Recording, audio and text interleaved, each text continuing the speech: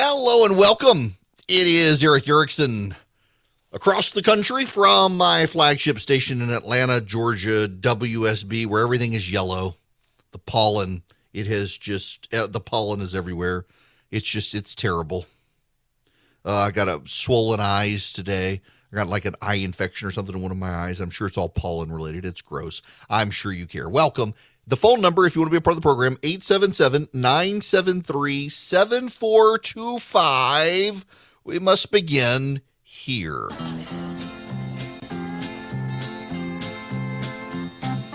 Gloom, despair, and agony on me. Deep, dark depression, excessive misery. If it weren't for bad luck, I'd have no luck at all. And agony on me. Oh, yes. Yes, my friends. Gloom, despair, and agony. When I was a kid, I think it was on Saturday or Sunday, there was a show called Hee Haw. Minnie Pearl, if you know her, she was on Hee Haw. That's one of the songs from Hee Haw. I bring it up because of a particular story. It's that time again, boys and girls. It's the time where the media goes ape poop, a technical term, over climate change. The UN is releasing its report, and here we go, straight from USA Today over the weekend. My buddy Ryan had this in his Twitter feed. He's a meteorologist. He's an expert. He knows what he's talking about. Oh, my gosh, the fear porn from the media over climate change. This is from Elizabeth Weiss. The West, once a beacon for all that was new and hopeful in America, could become an example of the grim, apocalyptic future the nation faces from climate change. The last 5 years have already been harrowing. Whole neighborhoods burned down to foundations, children kept indoors because the air outside is too dangerous to play in, killer mudslides of burned debris destroying towns, blood-red skies that are so dark at midday the street lights come on and postal workers wear headlamps to deliver the mail.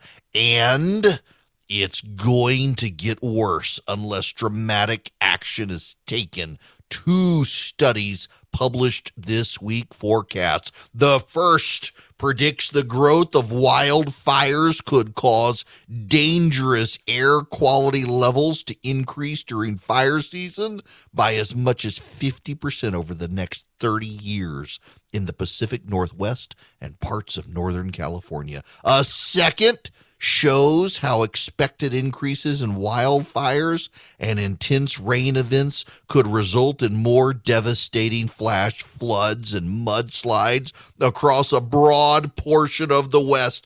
Each study, based on ever more precise climate modeling, follows previous research showing the recent red skies, torched forests and neighborhoods, and catastrophic flooding and mudslides could be the new normal unless carbon emissions are halted soon.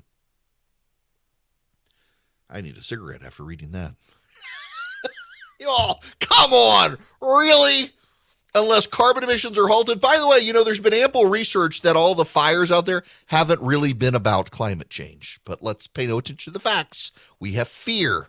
We have fear to sell. And here now, the UN panel on climate change, the International Panel on Climate Change, the IPCC. Here's the Associated Press headline: World hurtling to climate danger zone, brakes half pulled. Dateline Berlin. Temperatures on Earth will shoot past a key danger point unless greenhouse gas emissions fall faster than countries have committed, the world's top body of climate scientists said Monday, warning of the consequences of inaction, but also noting hopeful signs of progress. UN Secretary General Antonio Gutierrez, said the report by the Intergovernmental Panel on Climate Change revealed a litany of broken climate promises by governments and corporations, accusing them of stoking global warming by clinging to harmful fossil fuels. Governments agreed in the 2015 Paris Accord to keep global warming well below 2 degrees Celsius this century, ideally no more than 1.5 degrees Celsius.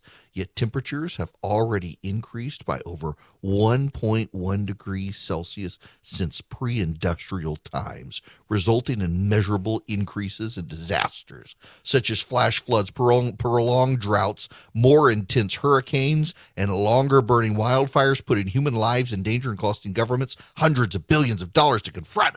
Oh my. Whatever happened to that prolonged hurricane season? Because remember, we were told, they said we could basically have 24/7, 365 hurricane season. Now they've revised it to just more intense hurricane season during the same time of year. Adapt. I bring up the climate change story and the fear porn from the media over the climate story, not because I care, but because they care overly dramatically. They are convinced the world is going to end unless we do something dramatic. You read that story from USA Today, and what's the solution? We must end our carbon output. Not reduce it. We must end it. And you know what?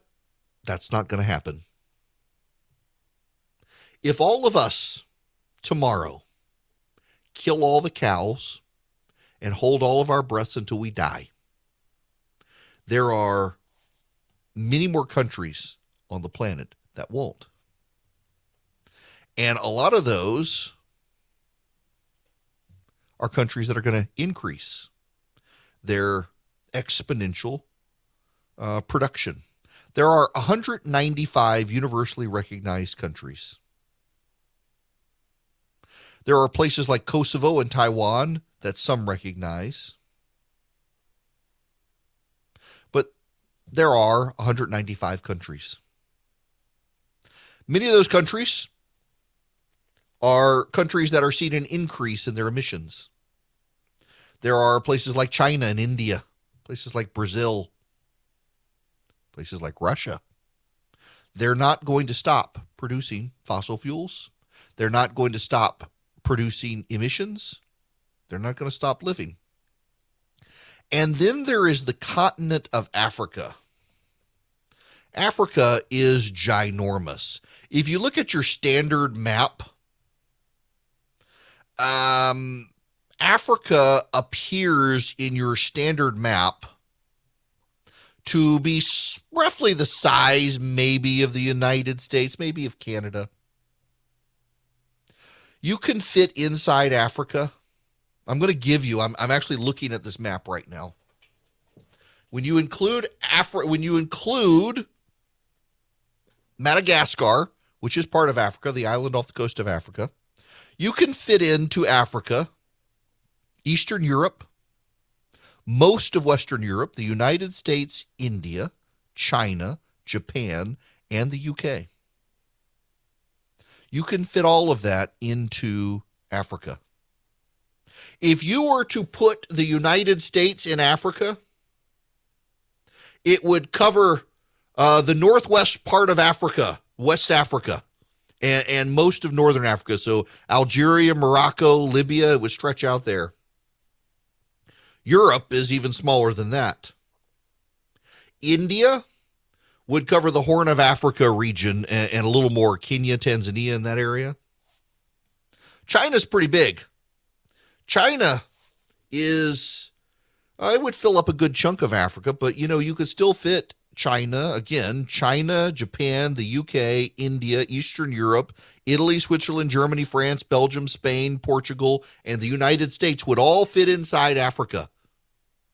And the Africans are developing. They're third world and they're developing. And Western white people live in fear of air conditioners turning on in Africa. So essentially, the Western world's great idea is to keep Africans in third world hellhole conditions. The same people who brought the slaves out of Africa now want to enslave Africa to a lack of electricity and heat, mosquitoes and the like, because God forbid we should ever let the Africans come into the first world and we might all burn up in global. The whole thing is white Western imperialism at large here, the paternalism and the protectionism and the like. I mean, they have no plan for what happens if Africa develops other than to make sure they don't. And then you have China pouring all sorts of emissions into the planet. Chinese emissions are going up, Russian emissions going up, Indian emissions going up. They don't care about you and your precious windmills and your solar panels. And you know, the United States perversely is now subsidizing through the Defense Procurement Act the production of minerals. This is the most insane thing I have heard from the Wall Street Journal. President Biden on Thursday invoked the Defense Production Act to subsidize the mining of certain minerals in the United States. His own administration is using regulations to block. Follow along with me here. This is bizarre. As Mr. Biden notes, government climate policies are driving up demand for critical minerals. An electric car includes huge amounts of graphite, copper, nickel, manganese, cobalt, and lithium. Conventional cars require far less. Solar and wind require more of such minerals than fossil fuel plants. Global production isn't keeping pace with demand, and most mining is done in countries with low environmental and labor standards, and some of those aren't friendly to the United States. The green lobby in the United States wants to keep minerals in the ground, and Biden regulators are helping. Ioneer Limited has a planned lithium mine in Nevada. It would supply 22,000 metric tons of lithium annually, enough for 400,000 electric cars a year. The U.S. only has one operating lithium mine, and it only produces 5,000 metric tons a year. Green groups claim the mine threatens buckwheat, Thiem's buckwheat, a rare flowering plant, and they accuse Ioneer of destroying it. The Trump Interior Department actually concluded it was squirrels in the area eating the buckwheat. But the Greens have asked the Biden administration to list the buckwheat as an endangered species, so they've proposed the listing, and now the lithium mine can't mine the lithium, so the Biden administration is having to use the Defense Procurement Act to get the lithium mine around the regulations for the buckwheat. It makes no freaking sense. This is the most bizarre thing. And you have the environmentalists want to keep the lithium in the ground, but you have to have the lithium to have the batteries for the electric cars the environmentalists want. None of this makes any sense. And, of course, they continue to blackball nuclear energy. But the media continues to scare the bejesus out of everyone. The number of children in liberal households, and I say liberal households specifically because it is liberal households who are beginning to fret about global warming. The number of kids who are driven to despair and despondency because they think we're all killing the planet is just about the craziest thing. And you know we have a solution to global warming. We do. It's called stop caring about it. Stop caring about it. We get more efficient over time. We get cleaner over time. The entire history of the Industrial Revolution is that over time, we get better and better and more efficient and less polluting. We adapt. And so adapt. Stop caring about this. The world is not going to end, and you and I are not going to die. We will adapt.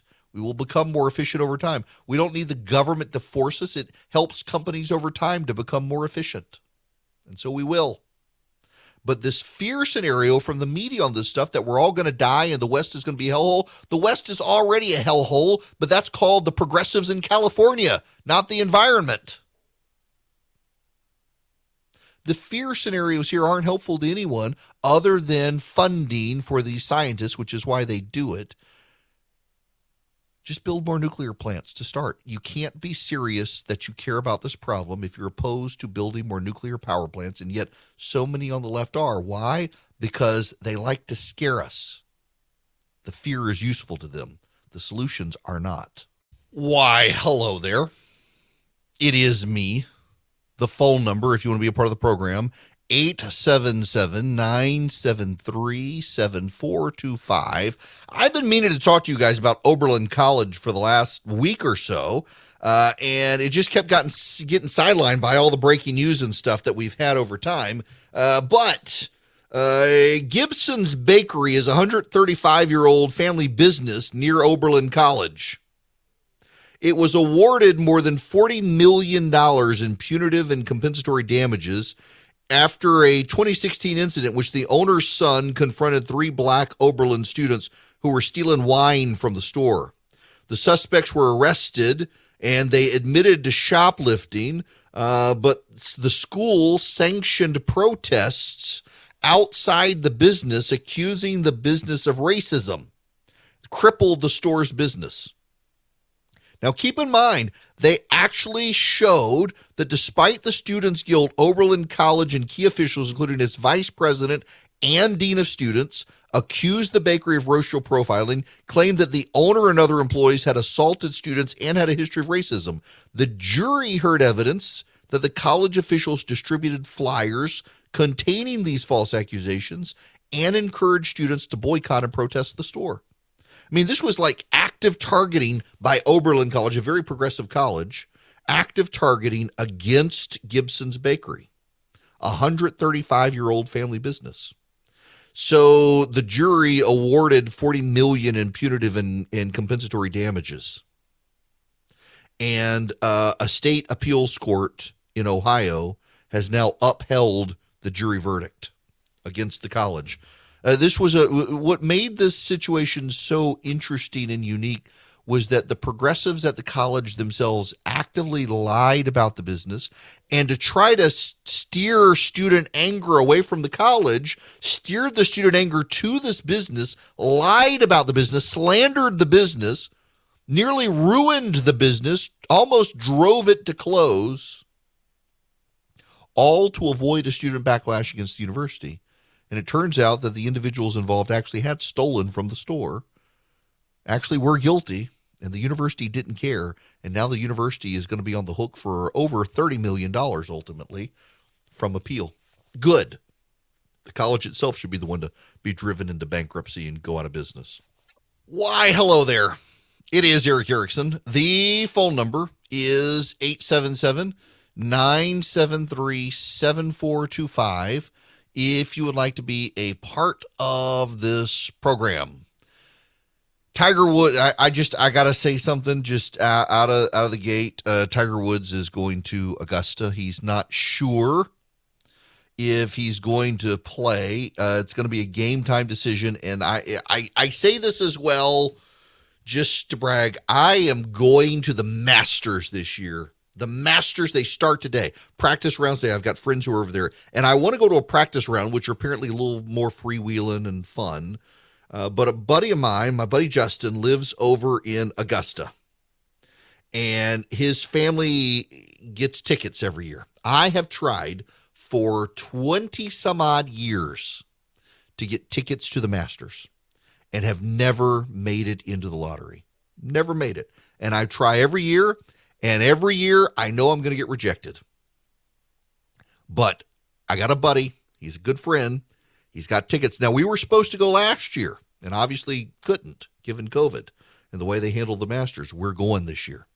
And I'm going to be over there on Saturday. In fact, I had tickets to go to the Bill Burr comedy show on Friday night, and I just couldn't logistically figure out how to get to the Bill Burr show, be out until almost midnight, and then have to drive 2.5, 3 hours to Augusta, battle all the traffic over to Augusta. I don't know. But I'm going to the Masters, y'all, and I'm excited. My golf game sucks. Doesn't matter. The Masters are wonderful, and Tiger Woods is going to be there. We don't know if he will play. We don't know. He might. I got good golf clubs for Christmas, and they've improved my game, but I'm still awful. And I have people reach out all the time and say they can help me. My wife got me lessons for Christmas. I haven't yet scheduled the lessons, and I need to. Because did I mention I'm a bad golfer? No, listen. I know people who say I'm a bad golfer. They say, oh, yeah, you should come play with me. I'm a bad golfer. It's like, what's your handicap? Oh, my handicap's it's 20, 30, whatever. Yeah, I don't even have a handicap. That's how bad I am. My handicap is measured in balls lost, not in balls lost and beers drunk. It's not measured in actually how many hits it takes. Although I went out the other day and oh, shut up. Oh, hush. Charlie says I could use gardening tools and it wouldn't make a difference. Whatever. The golf clubs the PXG golf clubs make a real difference. Scientifically, technically shown to make a difference. I went for my 2-hour fitting went for about 4 hours. I suck so bad. But they certainly made a difference in any event. I need to move on because otherwise he's going to say, nobody cares about your golf game. Talk about something people care about. People care because they love me. Just because you don't doesn't matter. You may want to be a producer for a radio show. Won't give me a hard time. All right, I will move on to other things. I made him copy all this audio for me, and then I haven't used it. That's why he's mad. So I will now talk about things that I promised him I would talk about so that you guys understand. I want to begin with Amy Walter. She is with the Cook Political Report. Now, I feel bad for the guy. So Charlie Cook is not the one at National Review, but the one on no. I'm thinking of what's his name. Not the Cook Political Index. Oh, what's his name at the University of Virginia? Larry Sabato, Sabato's Crystal Ball. I feel sorry for the people at Sabato's Crystal Ball because Larry Sabato has been broken by Donald Trump. He is now an aggressive, shrill partisan on television, and yet the Sabato Crystal Ball actually does a pretty good job. But Amy Walters with the Cook Political Report, listen to this. This is spot on. Amy Walter, I want to put up, she brought up Mark Kelly, and I'll add another senator in here, Maggie Hassan. Yeah. Let me put up here, Mark Kelly, unacceptable to end Title 42 without a plan and coordination. Maggie Hassan, ending Title 42 prematurely will likely lead to a migrant surge. And of course, we heard from Joe Manchin, Title 42 has been an essential tool. Immigration is not just a border issue, no. Right? Because New it Hampshire. becomes. They're not worried about Maine. This is much about the issue of competency, preparedness. You and I, well, everyone around the table, we watch a lot of campaign ads. Mm-hmm. I've been watching a lot of Republican primary ads, and it seems like immigration's in every one of those ads. So I went back and I asked the folks who cover this, yes, but more so than ever. So at this point, this is early March, more than 30% of all Republican primary ads mention the border or immigration. At this point in 2018, it was 12%. It is an issue that is not just animating. Right now it's animating the Republican base, but it becomes an issue, as I said, much more about, is the administration prepared to deal with the problems that go on their plate? And it just seems that so often with the administration thus far, it is much more about wish casting than it is preparation. Wish casting about inflation, right? It's going to be transitory. Yeah. Wish casting that we're going to get Manchin, we're going to get Sinema, they're going to just come around eventually. This immigration isn't going to solve itself. The border isn't going to solve itself. It's not. Now, one more here. This is the panel discussion on CNN. Everything the president just said that we just listened is true. It's also largely irrelevant. When inflation is where it's at, when you see gas prices going where it's at, we can talk about a jobs report here. We can talk about the latest PCE numbers of the CPI, and all of us former Bloomberg reporters can really get into the weeds, right? But there's one number that they can't really change right now, and that is what the placard says at the local gas station. Yeah. And that number is high, and that's a daily jobs report that voters, that Americans, consumers see every day, and there's nothing the White House can do about it other than bring down the price of gasoline, which is tough. And maybe blame Putin. And this week the tagline was the Putin price hikes or something to that effect. Look, when I drive past gas stations that say blame Putin more than they say let's go Brandon, I'll know the White House. I'll know the White House has been successful in messaging it. Yes. Listen, and they can say messaging all they want. Reality is the problem for this White House, not the messaging. Here's something to pay attention to in politics. This is not always the case, but it tends to be the case that when your side is losing, you complain about the messaging. When reality is the problem. I want to play you one last clip, and it's very subtle. Very, very subtle. You may not pick up on it immediately. And it's just someone talking. It's not talking about the Biden administration. It's not explaining their problems, just talking about a policy issue. This is Jen Psaki, the White House press secretary destined for MSNBC. Today, the Department of Homeland Health and Human Services and the Centers for Medicare and Medicaid Services made important announcements in response to the Vice President's call to action to improve health outcomes. Beginning today, as many as 720,000 pregnant and postpartum people across the United States could be guaranteed Medicaid and Children's Health Insurance Program coverage for a full 12 months after pregnancy, thanks to the American Rescue Plan. Did you catch it? Listen one more time. Today, the Department of Homeland Health and Human Services and the Centers for Medicare and Medicaid Services made important announcements in response to the Vice President's call to action to improve health outcomes. Beginning today, as many as 720,000 pregnant and postpartum people across the United States could be guaranteed Medicaid and Children's Health Insurance Program coverage. Pregnant and postpartum people. It's very subtle. It's part of the problem with the Biden administration. People generally can't get pregnant. There's a subset of people called women. Women can get pregnant. But the White House has decided to go all in on the transgender agenda. And so it's no longer pregnant and postpartum women or moms. It's people. Birthing people and birthing person. Remember when this originally happened, people on the left said it was hysterical. It's nonsense. Don't pay attention to it. It's just hysteria. They said a lot of things. But the reality here is the left has been doing this war with language for some time, and they're all kind of denying it now. They're all kind of saying, well, this is the way we've always done it. But it's not the way they've always done it. They used to say pregnant woman, postpartum woman. Roy Texiera is a progressive Democrat. He wrote the book about the emerging Democratic majority that has not come to be. And of all places, he's gone to write a National Review.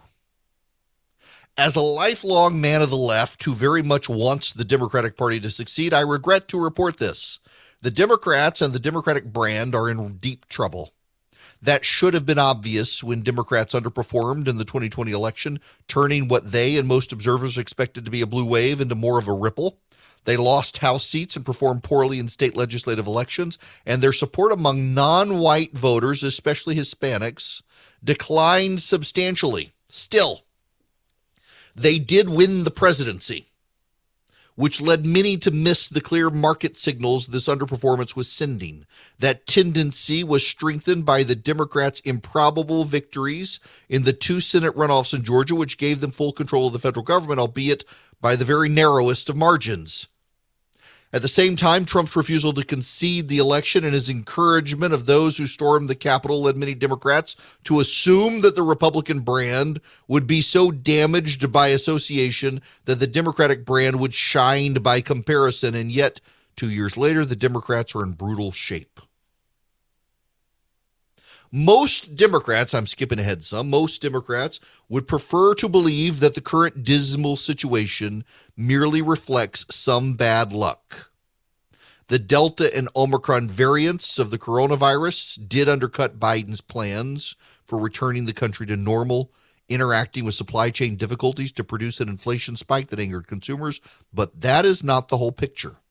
Democrats have failed to develop a party brand capable of unifying a dominant majority of Americans behind their political project. Indeed, the current Democratic brand suffers from several deficiencies that make it somewhere between uncompelling and toxic to many American voters who might otherwise be the party's allies. I locate these deficiencies in 3 key areas: culture, economics, and patriotism.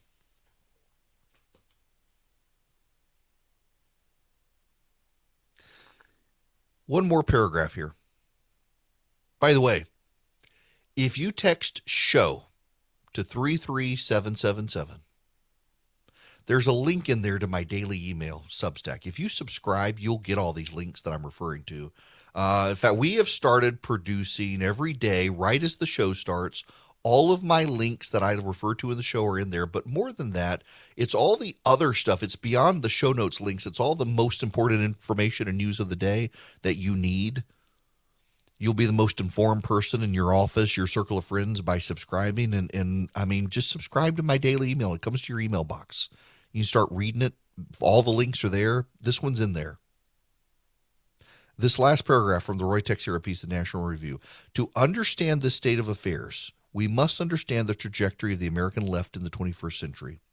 It is now out of touch with its working class roots and dominated by college-educated professionals, typically younger people in big metropolitan areas and university towns. They fill the ranks of media, nonprofits, advocacy groups, and foundations, and are overrepresented in the infrastructure of the Democratic Party. They speak their own language and highlight the issues that most animate their commitments to social justice. They talk about structural racism, systemic racism. They call America a white supremacist society. They use the phrase latinx, and they use the phrase birthing person and pregnant people. I venture to say birthing person and pregnant people is akin to latinx. A very small portion of people in America use the phrase, and they are all white and progressive. In fact, there's been a survey on the word latinx.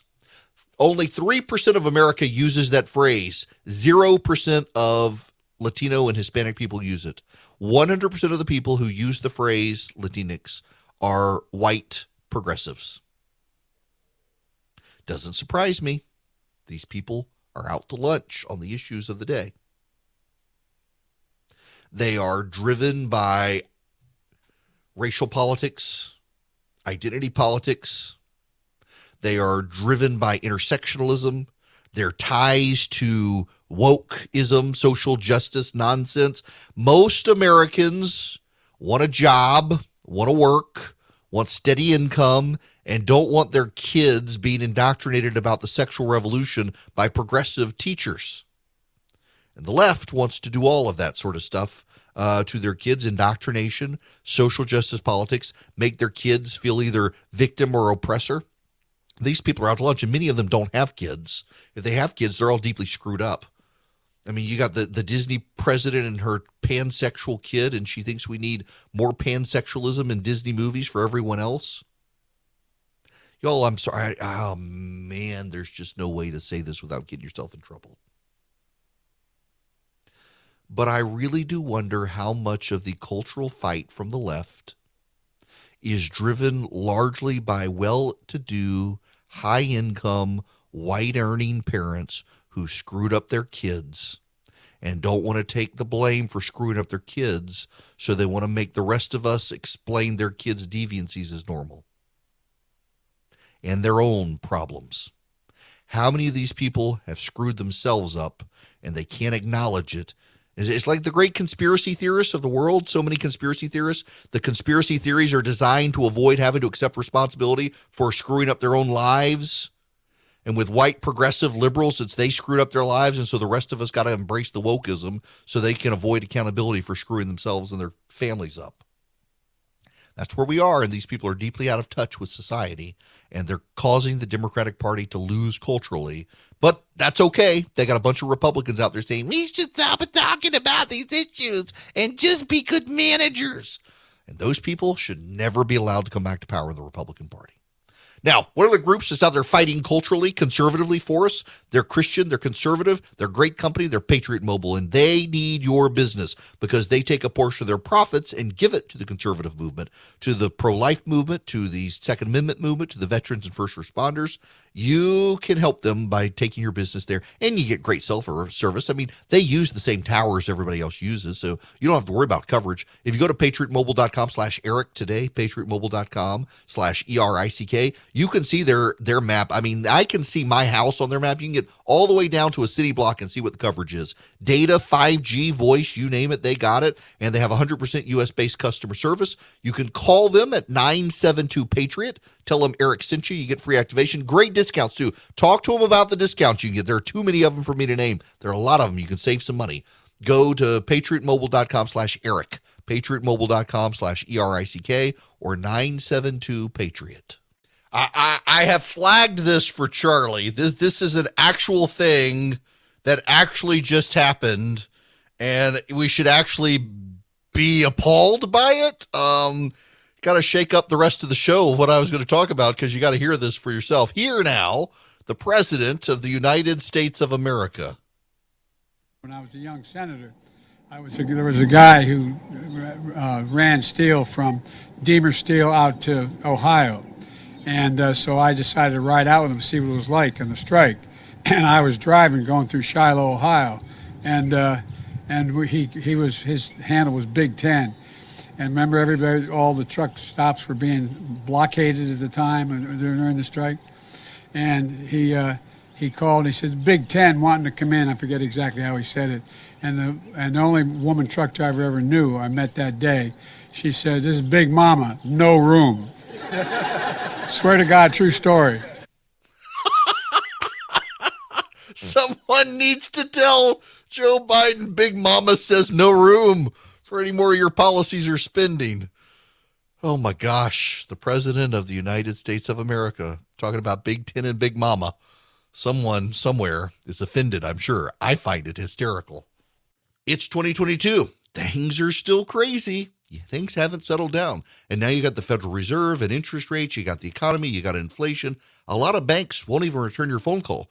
Let's say you're a small business and you need a loan for $750,000 or higher.